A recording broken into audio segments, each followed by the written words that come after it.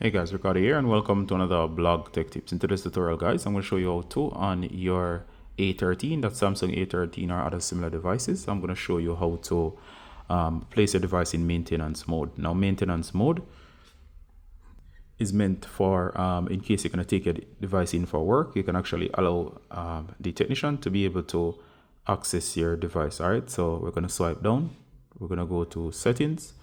So when you place this in the hands of a technician in maintenance mode, you can actually allow them to use your device without accessing your personal stuff. All right, so we're going to go to device care,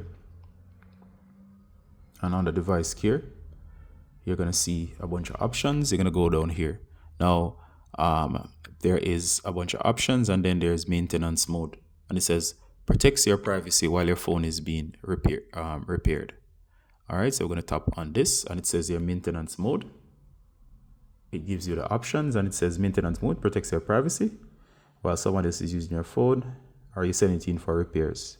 It keeps you safe. Only pre-installed apps are available. Personal data, including pictures, messages, accounts, can be accessed, and downloaded apps are hidden. All right, you'll need to unlock your phone to turn off maintenance mode. What happens when you turn off the maintenance mode? Everything will go back to the way that it was, all right, and nothing will be saved. All right, so of course you can do backups here, and of course you can turn on.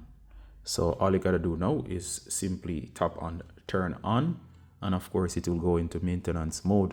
So the device is gonna restart in maintenance mode. You can take it into the technician, and of course they can work on it.